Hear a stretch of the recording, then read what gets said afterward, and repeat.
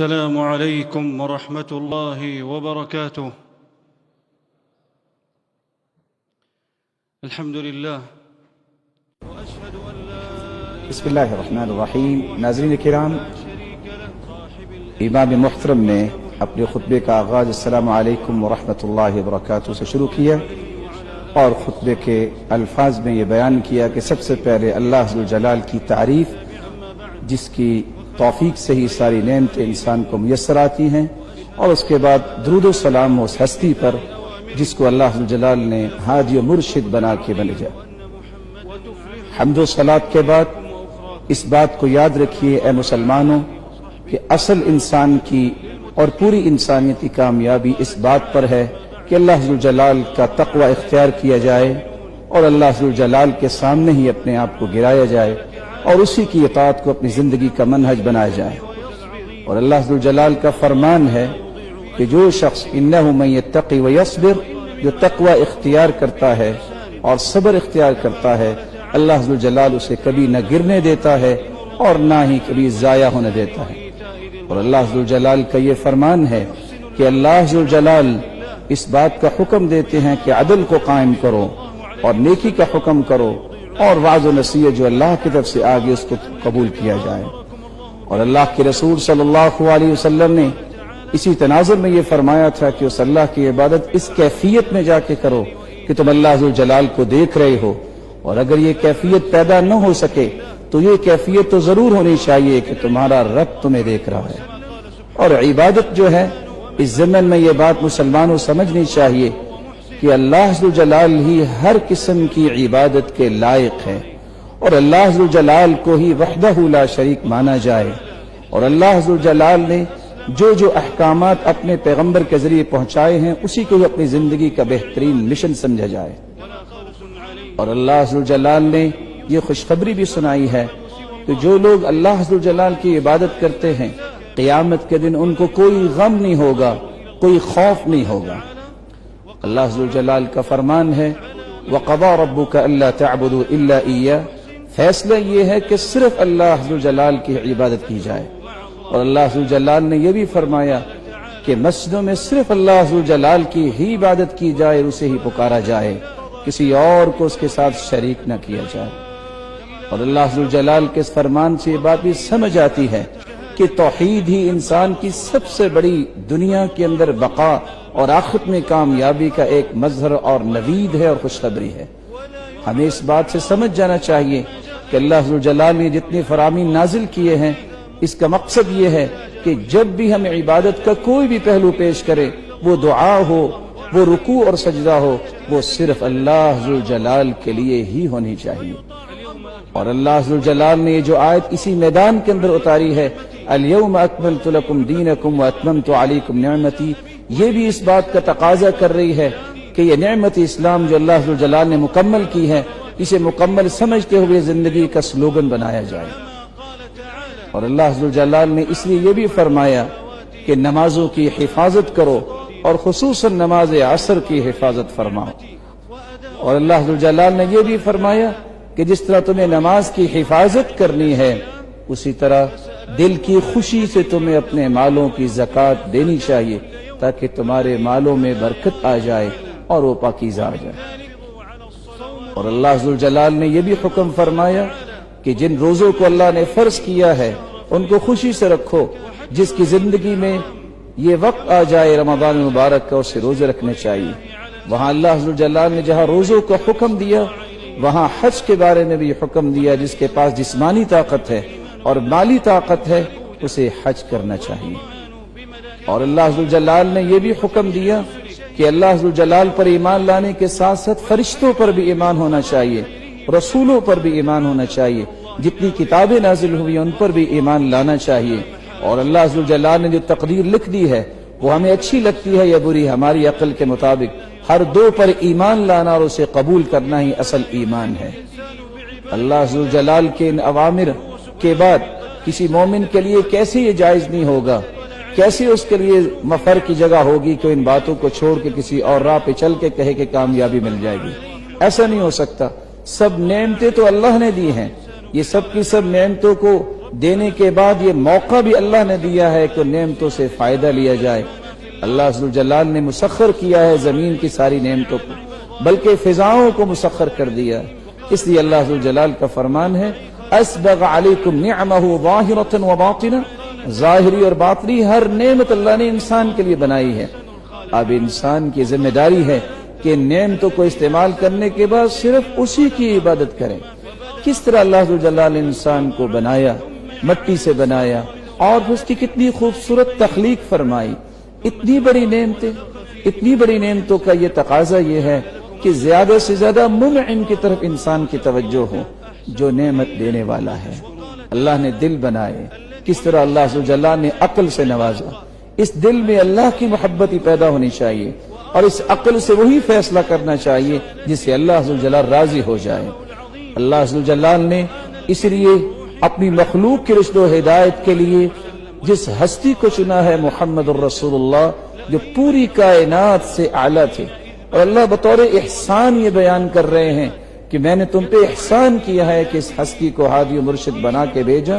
اور بطور آئین اور دستور قرآن مجید انہیں عطا کیا، جس کی روشنی میں انہوں نے امت کی تربیت فرمائی۔ اور اللہ عز و جلال کا فرمان ہے کہ اللہ ہی وہ ذات ہے جس نے بہترین بات قرآن مجید جو ہے وہ نازل کی، جس کو سن کر جن کے دلوں میں تقویٰ ہوتا ہے ان کے دل جو ہے وہ کس طرح اللہ کی یاد میں ابھرتے ہیں، اور کس طرح اللہ عز و جلال کی یاد میں تڑپتے ہیں۔ لیکن یہ یاد رہنا چاہیے یہ اللہ کی توفیق ہے جس کو ہدایت دے، اور جس کو توفیق مل جائے اس کو شکریہ ادا کرنا چاہیے۔ اور اللہ عز و جلال کا فرمان ہے، اور انسان کو اللہ عز و جلال نے اس قرآن مجید میں یہ حکم دیا ہے کہ اللہ عز و جلال کی عبادت میں احسان کے پہلو کو ہمیشہ لازم پکڑے، اور قرآن کا حکم بھی یہ ہے وَأَحْسِن كَمَا أَحْسَنَ اللَّهُ إِلَيْكَ، جس طرح اللہ نے تمہارے ساتھ احسان کیا ہے تمہیں بھی احسان کرنا چاہیے، اور کبھی بھی فساد کی طرف نہیں جانا چاہیے، اور کبھی بھی بگاڑ کی طرف نہیں جانا چاہیے۔ اللہ تعالیٰ نے اسی طرح والدین کے ساتھ احسان کرنے کا حکم دیا ہے، رشتہ داروں کے ساتھ احسان کرنے کا حکم دیا ہے، پڑوسیوں کے ساتھ احسان کرنے کا حکم دیا ہے، اپنے اہل و عیال کے ساتھ احسان کرنے کا حکم دیا ہے، اور اپنے نوکروں اور اپنے غلاموں کے ساتھ احسان کرنے کا حکم دیا ہے۔ اور احسان میں سے یہ بات بھی ہے کہ اپنی اولاد کی خوبصورت تربیت کی جائے، اور ان کو آپس میں جوڑے رکھنا، اور اجتماعیت کا سبق دینے کے لیے ہمیشہ کوشاں رہنا۔ اور احسان کے پہلوؤں میں سے ایک پہلو یہ بھی ہے کہ اپنی بیوی کے ساتھ اچھا سلوک کیا جائے، اس کے معاملات کا خیال کیا جائے، اس کے ساتھ معروف طریقے سے معاشرت کی جائے، یا تو اسے اچھے طریقے سے بسایا جائے یا پھر احسان کر کے اسے فارغ کیا جائے۔ اور ساتھ یہ بھی فرمایا اگر تم احسان کرو گے اور اللہ کا خوف کھاؤ گے تو یہی تمہارے لیے بہتر ہے۔ اور اللہ عز و جلال نے اس بات کا بھی حکم دیا کہ یتیموں کے ساتھ بھی احسان کرو، اور مسکینوں کے ساتھ بھی احسان کرو۔ اور شریعت نے اس بات کا بھی حکم دیا ہے کہ وہ لوگ جو آپ کی متحدی میں کام کرتے ہیں ان کے ساتھ بھی احسان کریں، اور ان کے رزق کا خیال کریں، اور جن جن شروط کے ساتھ تم نے ان کو اپنے پاس رکھا ہے ان شروط کے مطابق ان کے حقوق کو بر وقت ادا کرو، اور اپنے کیے ہوئے وعدوں کو پورے کرو، اور ان کی خدمت میں اور ان کے معاملات میں کوئی کمی نہ کرو۔ اور قرآن کا حکم بھی یہ ہے کہ جو تم عہد و پیمان کر رکھے ہیں ان کو پورا کرو۔ رسول اللہ صلی اللہ علیہ وسلم نے فرمایا تھا یہ تمہارے بھائی ہیں، اللہ تعالیٰ نے تمہارے ہاتھوں میں ان کو رکھا ہے، اس لیے ان پہ کوئی مشقتیں نہ ڈالنا، اگر کوئی مشکل کام کہہ بھی دو تو پھر ان کی مدد کرو۔ لیکن ساتھ یہ بھی فرمایا کہ پسینہ خشک ہونے سے پہلے جیسے حدیث میں آتا ہے ان کے حقوق ادا کرو۔ اور رسول اللہ صلی اللہ علیہ وسلم نے اس بات کا بھی خیال رکھا ہے کہ جہاں ان کو ذمہ داری دو وہاں ان کی عزت کا خیال کرو، ان کے جان کی حفاظت کرو، لیکن ان کو کبھی بھی اللہ کی معصیت کا حکم نہ دو۔ ان کے حقوق کے خیال رکھنے کا معنی یہی ہے کہ ان کو اللہ کی عبادت میں لگاؤ، ان کو ذمہ داری دو، نگرانی ضرور کرو، لیکن ان کو برائی کا حکم نہ کرو، اور ان کو ہمیشہ اس بات سے روکے رکھو کہ وہ کسی فساد میں جائیں یا معاشرے کے بگاڑ کا حصہ بنے۔ رسول اللہ صلی اللہ علیہ وسلم کا فرمان ہے اللہ ذو جلال نے ہر چیز پر احسان رکھا ہے. جب تم قتل بھی کرو تو اچھے انداز سے، جب جانور کو بھی ذبح کرو تو تم احسان کرو، اور احسان کا طریقہ یہ ہے کہ اپنی چھری کو تیز کر لو اور جس کو ذبح کر رہے اس کو آرام دو، سکون دو. اور رسول اللہ صلی اللہ علیہ وسلم نے تو فرمایا تھا ہر جاندار چیز جو ہے اس میں اجر ہے کہ جب اللہ ذو جلال کے سامنے تم پیش کرتے ہو. اور رسول اللہ صلی اللہ علیہ وسلم نے یہ بھی فرمایا کسی قسم کے ان معاملات کو کرتے ہوئے افساد اور فساد کی طرف نہ جائے. اگر کسی کھیتی باڑی کو کوئی ناجائز طریقے سے ضائع کرتا ہے، تلف کرتا ہے، یہ فساد ہے. کسی جانور کو بغیر کسی مقصد کے قتل کرتا ہے، یہ بھی فساد ہے. اللہ عز و جلال نے اس لیے اس طرح کا حکم یہ بھی فرمایا کہ تم یتیموں اور اسی طرح مسکینوں اور قیدیوں کو کھانا کھلایا کرو. اور قرآن یہ کہتا ہے اللہ عز و جلال کے بارے کو ہر ایک کا علم ہے کہ وہ سوچتا کیا ہے اور وہ کرتا کیا ہے. اور اللہ احسان کرنے والوں کو پسند بھی کرتے ہیں اور ان کے بارے میں جانتے بھی ہیں. بلکہ اللہ عز و جلال نے تو یہ بھی حکم دے دیا کہ جو لوگ تمہارے دشمن ہیں تم ان کے ساتھ بھی احسان کرو. ادفع باللتی ہی احسن، اگر تم ان کے ساتھ احسان کرو گے تو دشمن بھی تمہارے دوست بن جائیں گے، صرف دوست نہیں گہرے دوست بن جائیں گے. اور جن کو جنت میں بلند مقامات نصیب کیے جائیں گے وہ اسی وجہ سے ان کو ملے گا کہ انہوں نے صبر کیا، برداشت کیا اور انہیں لوگوں کے ساتھ اچھا تعامل کیا.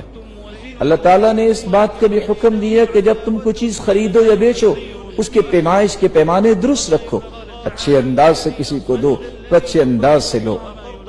اللہ تعالیٰ نے اس کے ساتھ اس بات کا حکم دیا کہ کون ہے اللہ کو قرض دینے والا، جو انفاق فی سبیل اللہ کرتا ہے، اللہ کی راہ میں خرچ کرتا ہے، یہ اللہ کو قرض دینا ہے اور اللہ کسی کا قرض نہیں رکھتا. اللہ ذو جلال نے اس بات کا بھی حکم دیا ہے لوگوں کے ساتھ جب بھی بات کرو انتہائی خوبصورت بات کرو. اور اللہ ذو جلال نے ایک دوسری جگہ فرمایا کہ میرے بندوں سے جب بھی بات کرو انتہائی خوبصورت انداز سے. یہ تو شیطان ہے جو تمہارے درمیان کسی قسم کے اختلاف پیدا کرتا ہے اور وہ تو ہے ہی تمہارا دشمن، اس لیے اس سے ہمیشہ بچتے رہو. اور اللہ ذو جلال نے اس بات میں یہ حکم دیا ہے کہ ہر وہ اچھا پہلو جو مسلمانوں کے درمیان گفتگو میں معاملات میں کیے جا سکتے اس کو اختیار کیا جائے. اور آپ جب دین کی دعوت دیتے ہیں تو حکمت کے ساتھ دعوت دیں، اچھی واز کے ساتھ دعوت دیں، اور اگر دلائل کا تبادلہ کرنا بھی پڑتا ہے تو خوبصورت انداز سے تبادلہ کریں، لڑائی نہ ہو. رسول اللہ صلی اللہ علیہ وسلم نے یہ بھی فرمایا کہ حسن اخلاق یہ سب سے بڑی نعمت ہے. اور اللہ ذو جلال کا یہ فرمان ہے کہ جب تمہیں کوئی سلام کہتا ہے تو یا تو اس سے اچھا جواب دو، اگر اچھا جواب نہیں دے پاتے تو کم از کم اس طرح کا اچھا کلمہ ضرور بولو جو اس نے آپ کو سلام کہتے ہوئے استعمال کیا ہے. اللہ ذو جلال نے اس طرح یہ بھی فرمایا کہ تمہیں صبر کرنا چاہیے، اور جو صبر کرتا ہے اللہ ان کے اجر کو کبھی نہیں ضائع کرتا، کیونکہ وہ احسان کرنے والے اور احسان والوں کو اللہ ضائع نہیں کرتے. اللہ ذو جلال کا فرمان ہے کہ ان لوگوں کو خوشخبری دے دو جو بات کو اچھے طریقے سے سنتے بھی ہیں وَيَتَّبِعُونَ، اور پھر اس کی اتباع بھی کرتے ہیں. اور یہی لوگ تو وہ عقل والے ہیں جو اللہ کے پسندیدہ بندے ہیں. اور اللہ ذو جلال نے اس بات کا حکم دیا ہے یہ وہ میدان ہے عدل کا، نیکی کا، مسابقت کا میدان میں. جو بھی اس میدان میں آگے نکلتا ہے وہ اللہ کا زیادہ سے زیادہ تقرب حاصل کرتا ہے، اللہ کا محبوب بنتا ہے، اور کمی کوتاہیوں کو اللہ ذو جلال معاف کرنے والے ہیں. اور اللہ ذو جلال نے یہ بھی فرمایا کہ اللہ نے 6 دنوں میں زمین و آسمان کو بنایا اور 7ویں دن اللہ مستوی علی العرش ہوئے. اللہ ذو جلال نے قرآن مجید میں یہ بھی فرمایا کہ لوگ شاید سمجھتے ہیں کہ قیامت کو اٹھائے نہیں جائیں گے. نہیں، قیامت کا دن آنے والا ہے اور سب کو اللہ کے سامنے پیش ہونا ہے. اور اللہ ذو جلال نے یہ زندگی جو دی ہے یہ ایک آزمائش کا گھر ہے. دیکھنا یہ ہے کون اچھا عمل کرتا ہے، کون برا عمل کرتا ہے، اور ہر ایک نے اپنے عمل کا نتیجہ ہی لینا ہے. اللہ ذو جلال نے اس بات کا حکم جو دیا احسان کا، اللہ ذو جلال دیکھنا چاہتے ہیں کہ اس خوبصورت رویے کو اختیار کون کرنے والا ہے. اللہ ذو جلال کا فرمان ہے اگر احسان کرو گے تو تم اپنے لیے ہی یہ نیکی آگے بھجوا رہے ہو، اس کا بدلہ تمہیں ہی ملنا ہے. اور یاد رہنا چاہیے وَإِنْ أَسَأْتُمْ فَلَهَا، اور اگر تم نے برائی کی تو یہ برا بدلہ بھی تمہیں ہی ملے گا۔ اللہ عز و جلال کا فرمان ہے، اللہ عز و جلال احسان کرنے والوں کے ہمیشہ ساتھ ہیں، اور اللہ عز و جلال نے محسنین کو اس لیے بشارت سے نوازا ہے، اور یہ بھی فرمایا کہ ان رحمت اللہ قریب من المحسنین، اللہ کی رحمت احسان کرنے والوں کے بہت قریب ہے، اور اللہ ایسے احسان کرنے والوں کو کبھی بھی ضائع نہیں کرتے۔ وَيَجْزِي الَّذِينَ أَحْسَنُوا بِالْحُسْنَى، اللہ عز و جلال ان کو قیامت کے دن اس احسان کے بدلے اپنے دیدار سے بھی نوازیں گے، اور یہ وہ ہستیاں ہیں جن کو قیامت کے دن کوئی خوف نہیں ہوگا، یہی تو وہ جنتی ہیں جو ہمیشہ ہمیشہ جنت میں رہنے والے ہیں۔ اللہ عز و جلال کا یہ بھی فرمان ہے، محسنین کو تو کوئی ایسی قدغن نہیں ہے، کیونکہ اللہ نے ان کو وصف یہ دے دیا ہے کہ وہ احسان کرنے والے ہیں۔ اللہ عز و جلال کا یہ بھی فرمان ہے، الذین احسنوا فی ہذہ الدنیا حسنہ،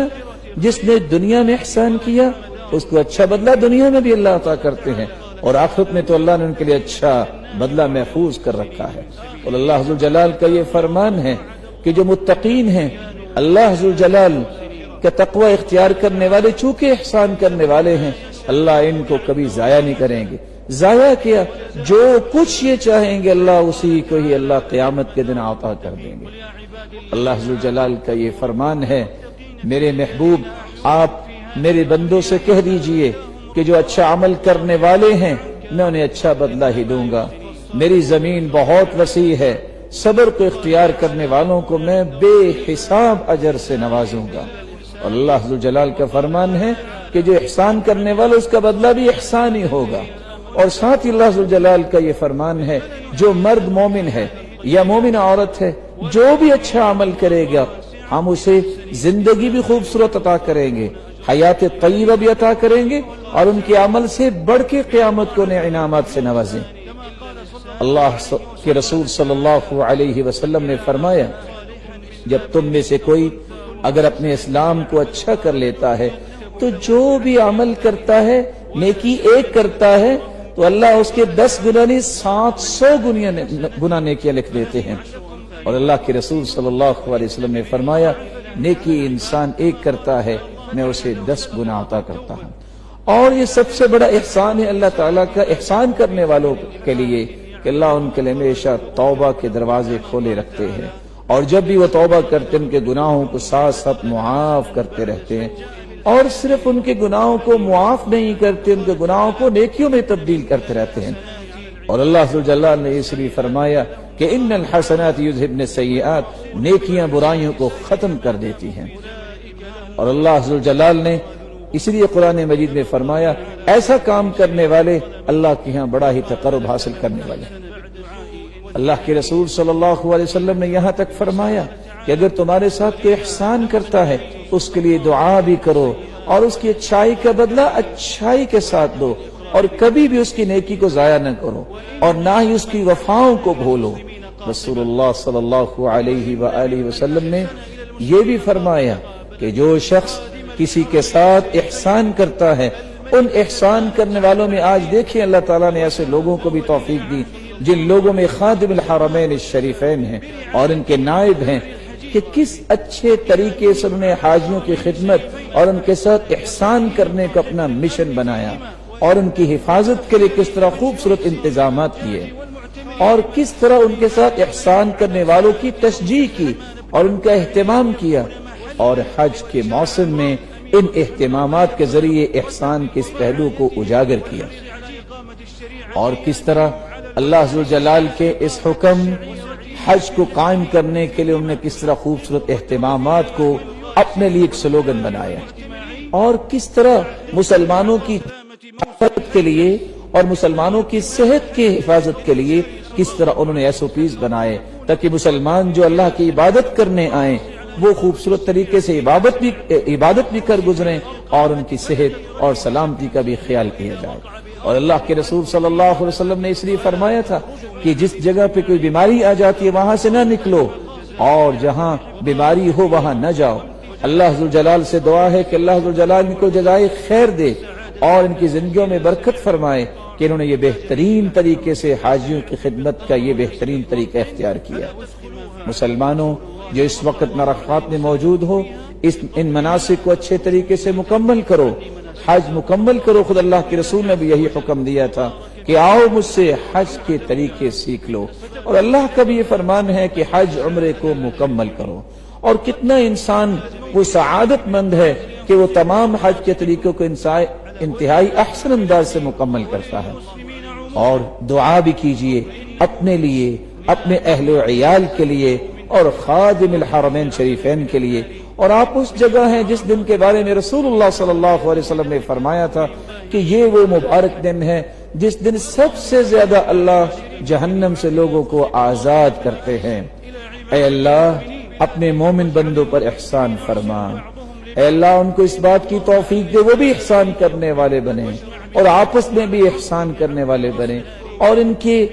کلمے کو اللہ ایک جگہ پہ متفق کر دے، ان کے اندر اتحاد اور اتفاق کو پیدا فرما۔ رسول اللہ صلی اللہ علیہ وسلم تشریف لائے، اور آپ صلی اللہ علیہ وسلم نے خطبہ دیا تھا، اور خطبے کے بعد بلال نے اذان دی تھی، اور 2 رکعتیں اللہ کے رسول نے پڑھائیں، پھر اس کے بعد عصر کی 2 رکعتیں پڑھائیں، پھر آپ اللہ عز و جلال کے سامنے ابتہال اور دعاؤں کے لیے کھڑے ہوئے، اور اس وقت تک آپ دعاؤں میں لگے رہے جب تک کہ مغرب کا وقت نہ ہو گیا۔ پھر وہاں سے مزدلفہ روانہ ہوئے، اور آپ یہ کہتے جا رہے تھے ذرا سکون سے چلیے، ذرا سکون سے چلیے۔ مزدلفہ پہنچ کر رسول اللہ صلی اللہ علیہ وسلم نے مغرب اور عشاء کی نماز جمع کر کے پڑھی، مغرب کی 3 رکعتیں اور عشاء کی 2 رکعتیں، 1 اذان 2 اقامتوں کے ساتھ پڑھی۔ پھر آپ صلی اللہ علیہ وسلم نے صبح تک وہاں آرام کیا، اور صبح کی نماز پڑھنے کے بعد جب معمولی سی روشنی ہوگی پھر آپ مینا کی طرف گئے، اور آپ نے کنکریاں ماری، اور آپ نے پھر اپنی قربانی کی۔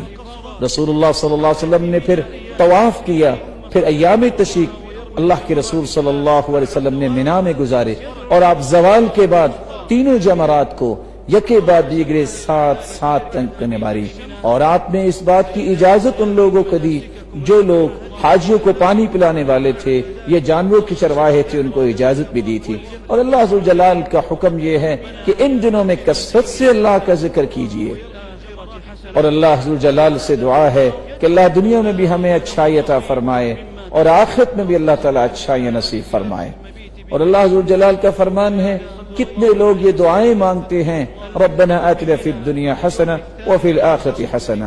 اور یہ اللہ کے رسول صلی اللہ علیہ وسلم کی سنت ہے کہ ایام تشریق مینا میں گزارے جائے۔ بہتر تو یہ ہے کہ 13 ذی الحجہ تک یہاں رہے، لیکن اگر 2 دن جلدی کرتا ہے، 11-12 دن کنکریاں مار کے چلا جاتا ہے، تو اس کے لیے بھی گنجائش ہے۔ اللہ عز و جلال سے دعا ہے اللہ عز و جلال ہمیں نیک اعمال کی توفیق عطا فرمائے۔ اور امام محترم نے یہاں اپنی پہلا خطبہ اس کو وأجاز مکمل التعجل في 12 فلما فرغ من حجه طاف بالبيت قبل سفره سبحان ربك رب العزة عما يصفون وسلام على المرسلين وآخر دعوانا أن الحمد لله رب العالمين.